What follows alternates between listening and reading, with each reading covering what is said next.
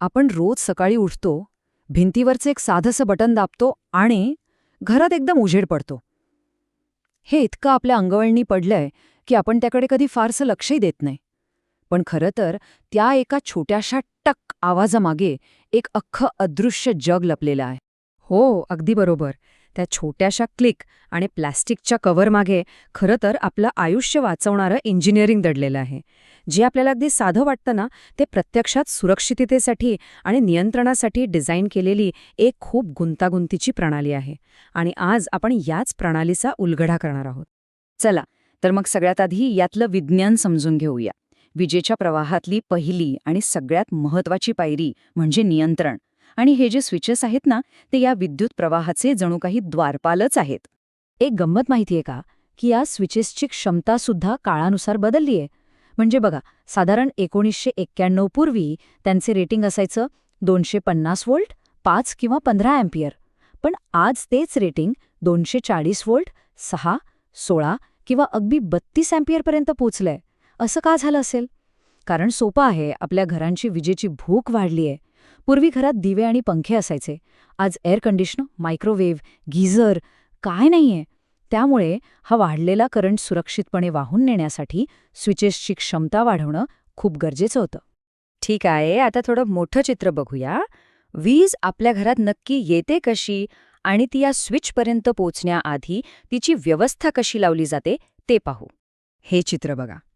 हे म्हणजे आपल्या घराच्या विद्युत प्रणालीचा नकाशाच आहे.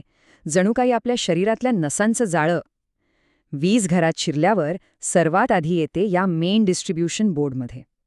हा बोर्ड एका सेंट्रल हबसारखं काम करतो, जिथून वीज वेगवेगळ्या सर्किट्समध्ये विभागली जाते. काही दिव्यांसाठी तर काही फ्रीज, एसी सारख्या जास्त पॉवर लागणाऱ्या उपकरणांसाठी. आता या प्रवाहावर नियंत्रण कसं ठेवलं जातं ते पाहूया. म्हणजे एका साध्या दिव्यापासून ते अगदी जिन्याच्या गुंतागुंतीच्या लाइटिंगपर्यंत आपल्या गरजेनुसार विद्युत प्रवाह नियंत्रित करण्याचे अनेक कल्पक मार्ग आहेत. इथे 2 प्रकारची स्विच दिसतायत. वन वे स्विच हा अगदी रस्त्यावरच्या ट्रॅफिक पोलीसारखा आहे. तो प्रवाह एकतर सुरू करतो किंवा पूर्णपणे थांबवतो, स्टॉप किंवा गो. पण 2 वे स्विच मात्र रेल्वेच्या पॉइंट्समनसारखं काम करतो.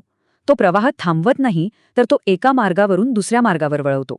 आणि याचमुळे तर जिन्याच्या वर आणि खाली दोन्ही ठिकाणाहून एकच दिवा लावणं आणि विझवणं शक्य होतं. आणि हे तर आणखीनच भन्नाट आहे. समजा एक मोठा हॉल आहे आणि त्याला 3-4 दरवाजे आहेत. मग प्रत्येक दरवाज्यातून लाईट कसा नियंत्रित करणार? तर त्यासाठी वापरतात हा इंटरमिडिएट स्विच. हा 2 टू वे स्विचेसच्या मध्ये बसवला जातो, ज्यामुळे एकाच दिव्याला 3 किंवा त्याहूनही अधिक ठिकाणांहून नियंत्रित करता येतं. कमाल आहे ना? पण काही ठिकाणी, जसं की बाथरूम, तिथे सामान्य स्विच अजिबात चालत नाही. कारण बाथरूममध्ये पाणी आणि ओलावा असतो. आणि पाणी विजेचं उत्तम वाहक आहे. ओल्या हाताने स्विचला स्पर्श केला की शॉक बसण्याचा मोठा धोका असतो. म्हणूनच तिथे हा पुल स्विच किंवा सीलिंग स्विच वापरला जातो. इथे अंतर हेच ढालीसारखं काम करतं.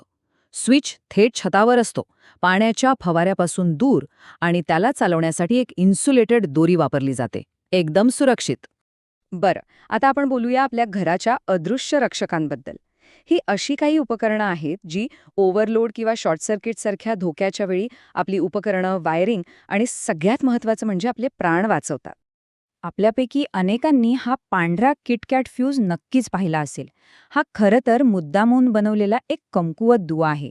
याच्या आत एक नाजूक तार असते, जी जास्त करंट वाहू लागला की लगेच वितळून तुटते. म्हणजे हा फ्यूज स्वतःचा बळी देऊन अख्ख्या घराचं रक्षण करतो. पण आता काळ बदललाय. जुन्या फ्यूजची जागा घेतली आहे आधुनिक MCBने, म्हणजेच मिनिएचर सर्किट ब्रेकरने. या टेबलमध्ये फरक अगदी स्पष्ट दिसतोय. फ्यूजची तार वितळली की ती बदलावी लागते. पण MCB ओव्हरलोड झाल्या फक्त ट्रिप होतो, म्हणजेच त्याची स्विच खाली पडते. ती फक्त वर केली की सर्किट पुन्हा सुरू. शिवाय MCB खूप जास्त संवेदनशील असतो आणि त्यामुळे जास्त सुरक्षितही. चला, आता विजेच्या प्रवासाच्या शेवटच्या आणि सगळ्यात सुरक्षित टप्प्याकडे जाऊया. तो टप्पा म्हणजे भिंतीवरचा आउटलेट आणि आपली उपकरणं जोडणारा प्लग.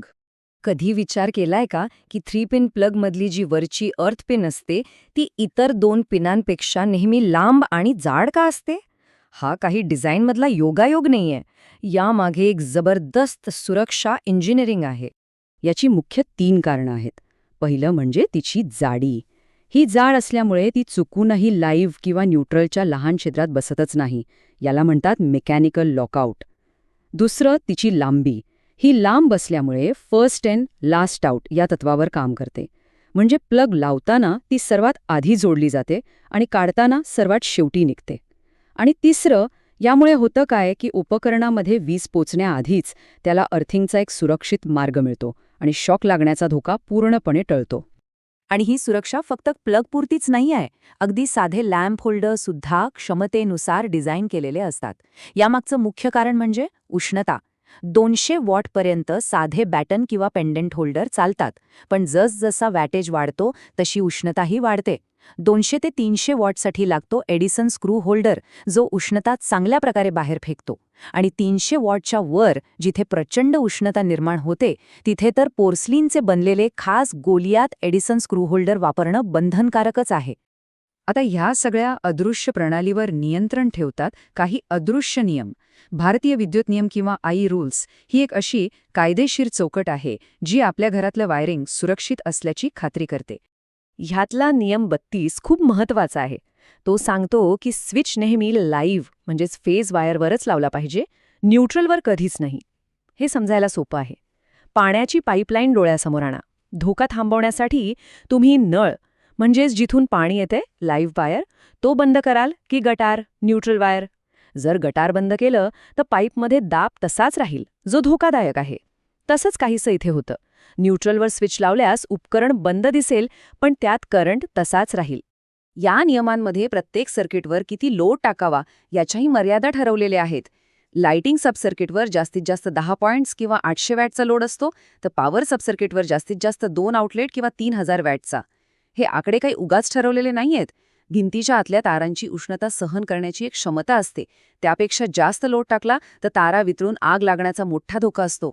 तर थोडक्यात सांगायचं झालं तर घरगुती वायरिंगचे हे 3 मुख्य सुरक्षा स्तंभ आहेत. 1. स्विच नेहमी लाईव्ह वायर्स तोडेल. 2. प्रत्येक सर्किटला फ्यूज किंवा एमसीबीने संरक्षण दिलेलं असेल. आणि 3. सर्व 3 पिन सॉकेट्स आणि मुख्य उपकरणांना योग्य अर्थिंग केलेलं असेल. हे कायदेशीर नियम आपली मालमत्ता आणि आपले प्राण वाचवण्यासाठीच बनवले आहेत. आपण पाहिलं की हे सगळे सुरक्षा नियम भौतिक गोष्टींवर अवलंबून आहेत. जाड पिना, वितळणाऱ्या तारा, प्रत्यक्ष दाबले जाणारे स्विच. पण आता आपण स्मार्ट होम्स आणि व्हॉइस कमांडच्या जगात जगतोय. मग विचार करा, भविष्यातली अर्थपिन काय असेल? जेव्हा स्विच ही एक भौतिक वस्तू न राहता फक्त एक अदृश्य कमांड बनेल, तेव्हा सुरक्षिततेची व्याख्या काय असेल याचा विचार करायला हवा.